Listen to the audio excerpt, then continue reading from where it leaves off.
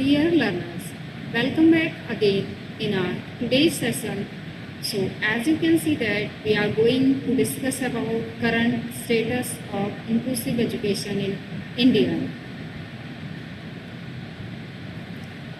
So let's discuss about today's topic, that is current status of inclusive education in India. Bharat में inclusive education का current status क्या है, इस विषय पे आज हम चर्चा करेंगे। सो बेसिकली अगर हम बात करें कि करंट स्टेटस से क्या तात्पर्य है, that is current status of inclusive education in India reflects a blend of progress and ongoing challenges. हम जब बात करते हैं करंट स्टेटस में हम दो चीज़ों का ब्लेंड देखते हैं। पहला आता है आपका कि प्रोग्रेस कितनी की है, कहाँ क्या चैलेंजेस आ रहे हैं, और जो ऑनगोइंग चुनौतियां हैं जो चल रही हैं, जो बीच में मध्य में जो बाधाएं आ रही हैं वो क्या है। तो अर्थात हम इस सेशन में ये डिस्कस करेंगे कि जो इंक्लूसिव एजुकेशन है उसकी प्रोग्रेस कहाँ तक हुई है, कहाँ पर चैलेंजेस आ रहे हैं, बाधाएं आ रही हैं, चुनौतियाँ आ रही हैं, और उन चुनौतियों से किस प्रकार निपटा जा सकता है। So let's discuss about current status of inclusive education in India. अगर हम बात करें कि गवर्नमेंट ने क्या क्या पॉलिसीज़ लेकर आए, गवर्नमेंट ने क्या क्या वर्क किया है इंक्लूसिव एजुकेशन के रेफरेंस में। So first one is policy and legislative framework. Under the policies and legislative framework we are going to discuss about the first one is Right to Education RTE Act 2009। Bharat सरकार 2009 में शिक्षा का अधिकार एक कानून लेकर आई, और उस कानून का सबसे प्रमुख आर्टिकल था RTE mandates free and compulsory education for all the children aged 6 to 14 years including the children with disabilities. अर्थात 6 से 14 वर्ष के लिए जो विद्यार्थी हैं उनके लिए निःशुल्क तथा अनिवार्य रूप से शिक्षा प्रदान की जाएगी, और उन विद्यार्थियों को भी शिक्षा प्रदान की जाएगी जो डिसेबल्ड हैं। Next one is emphasises the need for inclusive education and requires schools to accommodate children with special needs. RTE या राइट टू एजुकेशन ने इस बात पर भी एम्फसाइज किया कि एक विद्यार्थी के लिए, जो डिसेबल्ड विद्यार्थी है, उसके लिए इंक्लूसिव एजुकेशन की बहुत अधिक नीड है, आवश्यकता है। अगर हम बच्चे को शिक्षा प्रदान करेंगे और शिक्षा प्रदान करने के बाद उस विद्यार्थी में हीन भावना का अंत होगा तथा वह इंडिपेंडेंट होकर अपना जीवन यापन कर पाएगा। अब नेक्स्ट हम बात करते हैं सेकंड जो पॉलिसी आई, नेशनल एजुकेशन पॉलिसी NEP 2020, जो 2020 में भारत सरकार के द्वारा लाई गई थी। इसमें फोकस किया गया, it is strongly focus on inclusive education. नई शिक्षा नीति 2020 ने बहुत एम्फसाइज किया, किस बात पर किया, इंक्लूसिव एजुकेशन पे, समावेशी शिक्षा पे बहुत अधिक फोकस किया है, बहुत अधिक एम्फसाइज किया। Second one is it recommends setting up special educational zones and inclusive schools complexes. इसने इस बात का रिकमेंड किया, सुझाव दिया इस पॉलिसी ने कि स्पेशल एजुकेशनल जोन्स का निर्माण किया जाए, जहाँ पर जो स्पेशल नीड्स के चाइल्ड हैं वो अपनी शिक्षा ग्रहण कर पाएँ। The third point is suggest a developing resource, training teachers and creating accessible learning environment। NEP 2020 ने इस तथ्य पर बहुत महत्वपूर्ण बल दिया कि जो रिसोर्सेज हैं वो डेवलप किए जाएं, और जो टीचर्स हैं उनको ट्रेंड किया जाए इंक्लूसिव शिक्षा में, और वो जो टीचर हैं वो एक्सेसिव क्रिएट कर पाएँ learning plan, teaching learning strategies, और उन विद्यार्थियों की शिक्षा को सुचारू रूप से लागू कर पाएँ, सुचारू रूप से प्रदान कर पाएँ जो कहीं ना कहीं डिसेबल्ड हैं। Now next one is the third one, rights of Persons with Disabilities Act 2016। ये 16 में लाया गया एक बिल था जिसमें इस बात पर फोकस किया गया कि जो डिसेबल्ड बच्चे हैं, डिसेबल्ड चिल्ड्रन हैं, उनको फ्री एंड कंपलसरी एजुकेशन प्रदान की जानी चाहिए और एक बैरियर फ्री इन्वायरमेंट में शिक्षा प्रदान की जानी चाहिए, किसी भी प्रकार की कोई बाधा उनकी शिक्षा में ना आए। The second point, it mandates to provide the inclusive education and reasonable accommodation। यह बिल, यह पॉलिसी इस बात पर भी फोकस करती है कि विद्यालयों में इंक्लूसिव इन्वायरमेंट क्रिएट किया जाना चाहिए तथा रीजनेबल एकोमोडेशन बच्चों को, विद्यार्थियों को प्रोवाइड किया जाना चाहिए। After the discussing about the policies, let's discuss about the government initiatives. Government क्या वर्क कर रही है, गवर्नमेंट ने कौन कौन से इनिशिएटिव्स लिए हैं। पहला आता है आपका सर्व शिक्षा अभियान। ये गवर्नमेंट के द्वारा चलाया गया एक अभियान था और इस अभियान के अंतर्गत सभी विद्यार्थियों के लिए निःशुल्क तथा अनिवार्य रूप से शिक्षा देने का प्रावधान किया गया। So the first point, as you can see that a flagship programme aimed at universalising elementary education includes the provision for children with disabilities. सभी विद्यार्थियों के लिए including disabilities children too. It provides the free and compulsory education, elementary education to all the children. The next one is provides the resources for inclusive education such as assistive devices, resource room and special training for teachers। सर्व शिक्षा अभियान में इस बात पर भी बल दिया गया कि जो अध्यापक हैं जो अभी इंक्लूसिव एजुकेशन में ट्रेंड नहीं है, उनके लिए ट्रेनिंग प्रोग्राम कंडक्ट कराए जाने चाहिए। एक स्पेशल रूम दिया जाना चाहिए जहाँ पर जो भी सहायक सामग्री हैं डिसेबल्ड बच्चों के लिए, जो बच्चों की लर्निंग में हेल्प करें, उन सहायक सामग्री के लिए एक अलग से रूम स्थापित स्टैब्लिश किया जाना चाहिए। नेक्स्ट आता है आपका राष्ट्रीय Madhyamik Shiksha Abhiyan. It is known as RMSA. It focus on secondary education and includes the initiatives for integrating students with the disabilities into the mainstream education. जैसा कि नाम से ही क्लियर हो रहा है कि राष्ट्रीय माध्यमिक शिक्षा अभियान ये बात करता है माध्यमिक एजुकेशन की, सेकेंडरी एजुकेशन की, और रमसा इस बात पर फोकस करता है कि विद्यालयों में विद्यार्थियों के लिए माध्यमिक स्तर पर सभी विद्यार्थियों के लिए, चाहे वह बच्चा कॉमन है चाहे वह बच्चा डिसेबल्ड है, समान रूप से शिक्षा प्रदान की जानी चाहिए। Now next is use of technologies. Use of कि किस प्रकार से हम तकनीकी का प्रयोग करें, क्योंकि विद्यालयों में बिना तकनीकी के प्रयोग के डिसेबल्ड बच्चों के लिए शिक्षा प्रदान करना संभव नहीं है। टेक्नोलॉजी हमारे लिए एक सहायक सामग्री के रूप में काम करती है जो बच्चों की शिक्षा को सुचारू रूप से चलाने में सहायक होती है। So the first point is assistive technologies, use of devices such as screen readers, hearing aids and mobility aids to support the learning. ऐसी बहुत सारी मार्केट में अवेलेबल है टेक्नोलॉजीज़ जो डिसेबल्ड बच्चों के लिए हेल्पफुल हो सकती हैं और हेल्पफुल हैं, जैसे हियरिंग एड्स है, स्क्रीन रीडर्स है, ब्रेल लिपि है, जिसके माध्यम से जो बच्चा है वह अपनी शिक्षा को, अपनी लर्निंग को गति प्रदान कर सकता है। And development of digital content and e learning platform accessible to student with disabilities. मतलब अर्थात इसका तात्पर्य यह है कि डिजिटल कंटेंट को डेवलप किया जाना चाहिए और ई लर्निंग प्लेटफॉर्म्स को एक्सेसिबल बनाया जाना चाहिए स्टूडेंट्स के लिए, जिससे कि वह अपनी लर्निंग को कंप्लीट कर सकें, अपनी लर्निंग को पूर्ण कर सकें। नेक्स्ट आता है आपका ICT in education.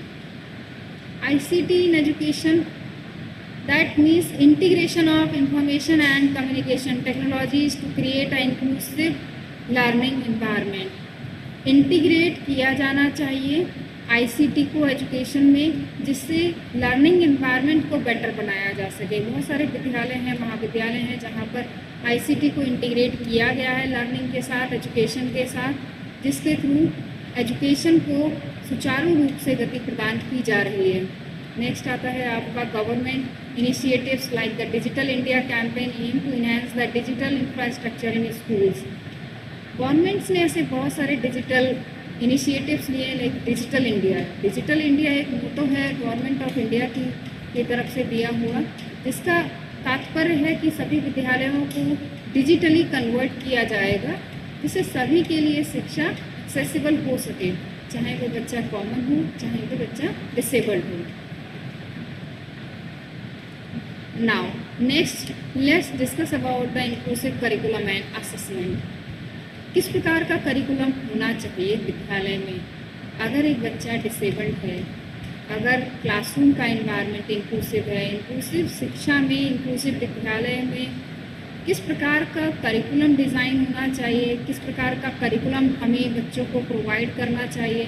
The first one is efforts to adapt the curriculum to meet the diverse need of the students. हमें इस प्रकार का करिकुलम डेवलप करना चाहिए जो बच्चे की नीड के अकॉर्डिंग हो, बच्चे की आवश्यकता के अनुसार हो। अनावश्यक रूप से किसी भी प्रकार का कोई भी कंटेंट नहीं रखना चाहिए जो बच्चों के लिए आगे सहायक हो, उसे इंडिपेंडेंट बनाने में हेल्प करे। Next one is development of flexible learning materials and teaching strategies. जो लर्निंग मटेरियल हैं, जो लर्निंग स्ट्रैटेजीज हैं, वो फ्लेक्सिबल होनी चाहिए। फ्लेक्सिबल मीन्स समय के साथ उसमें परिवर्तन होना चाहिए, रिजिड नहीं होनी चाहिए। अगर आज समय की डिमांड है कि इस प्रकार की लर्निंग दी जाए, इस प्रकार की लर्निंग स्ट्रैटेजीज दी जाए, और जब अगर परिवर्तन होता है तो उसमें भी परिवर्तन होना चाहिए। नेक्स्ट अगर हम बात करें असेसमेंट मेथड्स की, असेसमेंट मेथड्स बिना मूल्यांकन के शिक्षा का कोई अर्थ नहीं है। अगर हम किसी भी चीज़ को कर रहे हैं तो सबसे पहले हमें इम्पॉर्टेंट रहता है कि हम उसको असेस कर पाएँ। असेस का तात्पर्य है मूल्यांकन। So introduction of alternative assessment methods to evaluate the progress of children with disabilities।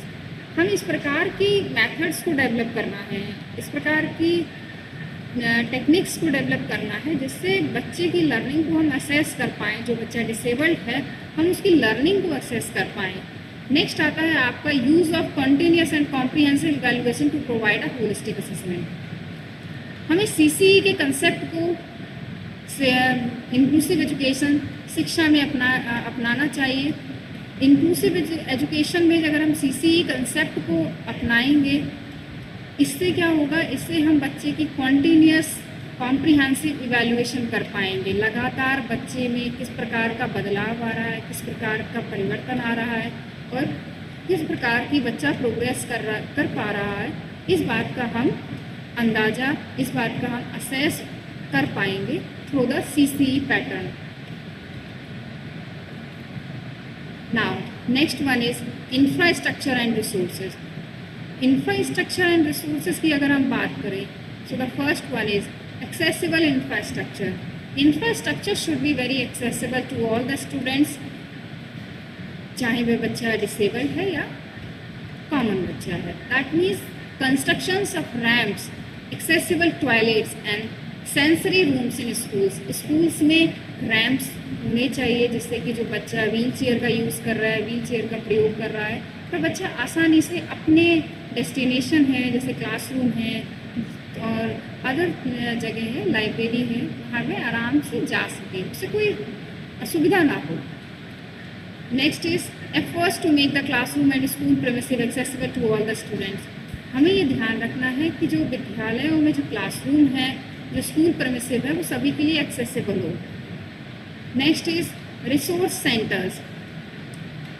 Resource centres की अगर हम बात करें तो it is recommended that establishment of resource centres to provide the specialised support and resources for inclusive education. विद्यालयों में resource centres को establish किया जाना चाहिए, जहाँ पर उस जो इंक्लूसिव एजुकेशन है उससे रिलेटेड सामग्री को यथा स्थान पर रखा जा सके और समय अनुसार उसका उपयोग किया जा सके, तो सभी के लिए सुविधा अनुसार वह उसका उपयोग कर सकें। Collaboration with NGOs and other organisation to enhance the resource abilities. अगर हमें इंक्लूसिव एजुकेशन को सुचारू रूप प्रदान करना है, सुचारू गति प्रदान करनी है, तो ये बहुत आवश्यक है कि हम कोलैबोरेट करें। अब कोलैबोरेट कैसे करेंगे? हम एनजीओज़ के साथ, पेरेंट्स के साथ, कम्युनिटी रिप्रेजेंटेटिव के साथ जब हम कोलैबोरेट करेंगे, फीडबैक आएंगे और फीडबैक के आधार पर हम उसमें परिवर्तन कर पाएंगे।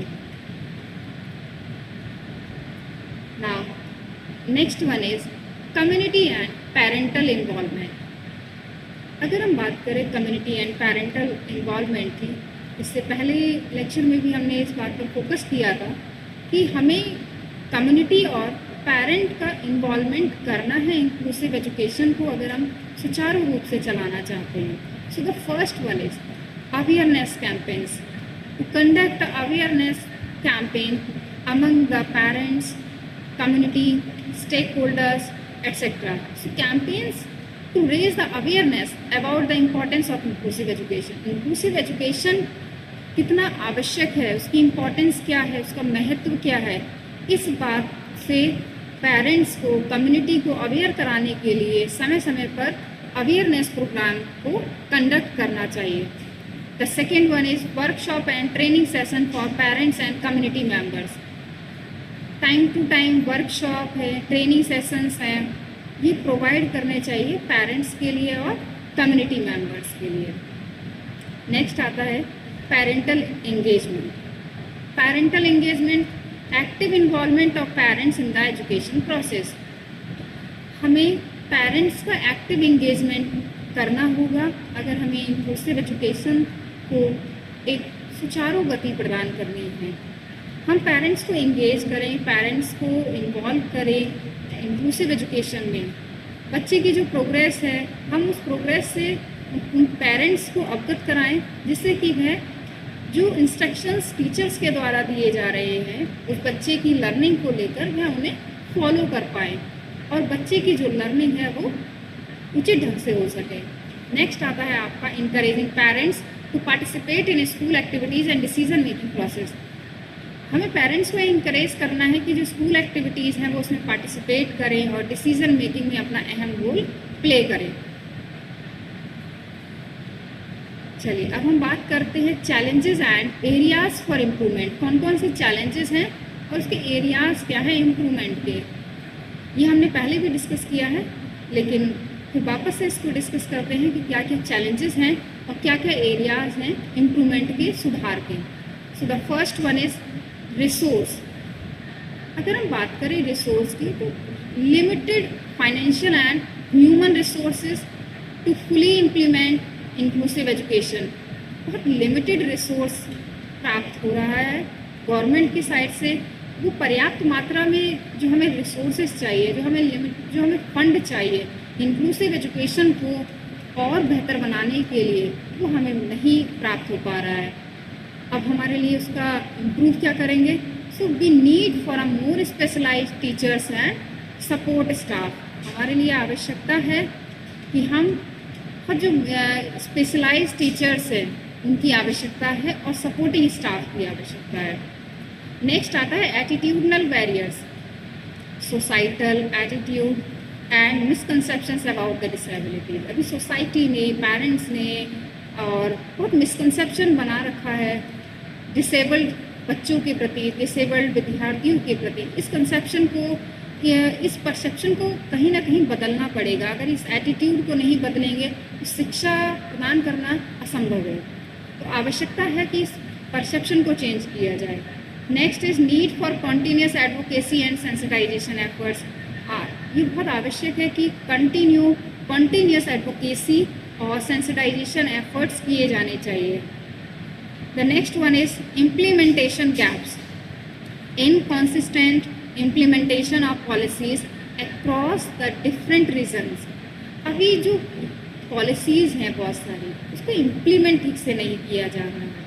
उस आवश्यक है विद्यालयों में उन पॉलिसीज़ को उचित प्रकार से गाइडलाइंस के साथ लागू किया जाए, जिससे सभी लोग, सभी विद्यार्थी, पेरेंट्स, सोसाइटी, सभी लोग कहीं ना कहीं अवेयर हो सकें। Need for a stronger monitoring and evaluation mechanism. अब हम इसको कैसे इम्प्लीमेंट कर सकते हैं? उस इम्प्लीमेंटेशन के लिए आवश्यक है एक मॉनिटर सिस्टम, जो मॉनिटरिंग सिस्टम को इस्टेब्लिश किया जाए विद्यालयों में, जो उस प्रोग्रेस को रेगुलर मॉनिटर कर सके। नेक्स्ट आता है आपका teacher preparedness, insufficient training for teachers to handle the inclusive classroom. ये सबसे बड़ी समस्या है कि सफिशिएंट ट्रेनिंग प्रोवाइड नहीं की जा रही है अध्यापकों के लिए इंक्लूसिव एजुकेशन में शिक्षा प्रदान करने के लिए। आवश्यक है कि जो ट्रेनिंग प्रोग्राम है समय समय पे कंडक्ट कराए जाने चाहिए। नई नई जो टेक्नोलॉजीज़ हैं, नई नई जो लर्निंग स्ट्रैटेजीज़ हैं, उससे भी जो अध्यापक हैं उन्हें अवगत कराया जाना चाहिए। So ongoing need of professional development and support. Next आता है इंफ्रास्ट्रक्चर एंड लिमिटेशंस। अभी विद्यालय के पास पर्याप्त धन न होने के कारण इनएडुकेट इंफ्रास्ट्रक्चर है in many schools, particularly in rural areas. अभी शहर में तो अगर हम बात करें अर्बन एरियाज में तो फिर भी अभी विद्यालयों की स्थिति में सुधार है, परंतु अगर हम बात करें जो रूरल एरियाज हैं वहाँ अभी भी कहीं ना कहीं इंफ्रास्ट्रक्चर प्रॉपर नहीं है।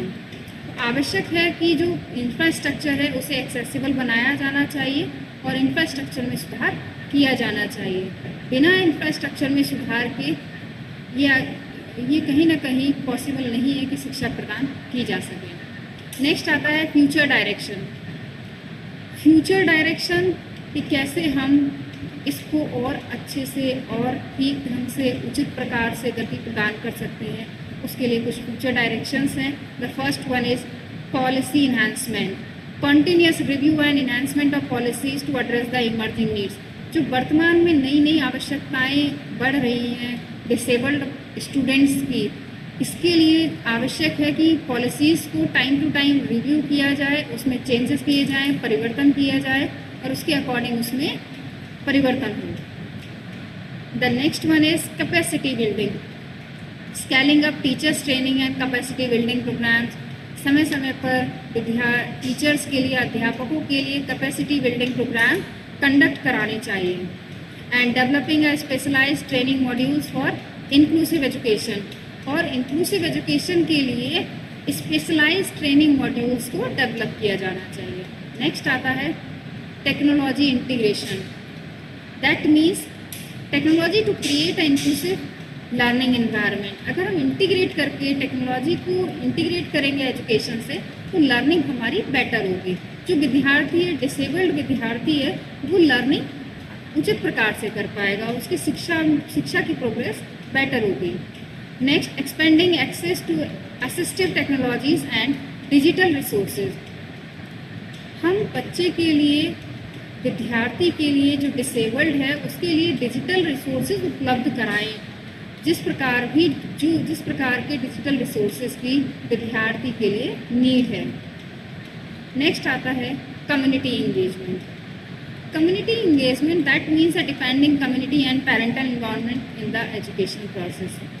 पहले भी हमने इस बात से की चर्चा की थी कि कम्युनिटी का इंगेजमेंट बहुत आवश्यक है इंक्लूसिव एजुकेशन में, जिससे कि हम ये फीडबैक ले सकें। कुछ समस्याएं हैं जो बच्चों के मध्य आ रही हैं, जो सोसाइटी के मध्य आ रही हैं, उन पर चर्चा की जा सके और एक समाधान निकाला जा सके।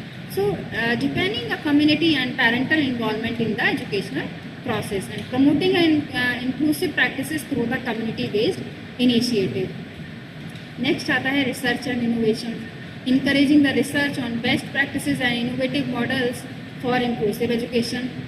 समय समय पर रिसर्च और इनोवेशंस जो एक्टिविटीज़ हैं उनको कंडक्ट किया जाना चाहिए और बेस्ट प्रैक्टिसेस एंड को कंडक्ट करके जो समाधान है, जो समस्याएं हैं, उससे सोसाइटी को, उससे पॉलिसी मेकर्स के लिए अवगत कराया जाना चाहिए, जिससे वो उचित प्रकार के जो मॉडिफिकेशन है, जो लग रहा है कि इस प्रकार के चेंजेस होने आवश्यक हैं, वो according to the need of child कर सकें। नेक्स्ट आता है piloting a new approaches and scaling successful initiative. कहीं ना कहीं ओवरऑल अगर हम देखें तो इंक्लूसिव एजुकेशन के लिए जो नई नई अप्रोचेज़ हैं उसको अपनाना चाहिए और नई नई अप्रोचेज़ के माध्यम से हम इंक्लूसिव एजुकेशन को बेहतर रूप प्रदान कर सकते हैं। So basically if we talk about the current status of inclusive education in India shows a commitment to the principles of inclusion and equality. However, significant efforts are still required to address the disparities in implementation, training, and infrastructures. But the continued focus on policy, enforcement, community involvement, and resource allocation is very, very essential to create a truly inclusive education system. Thank you.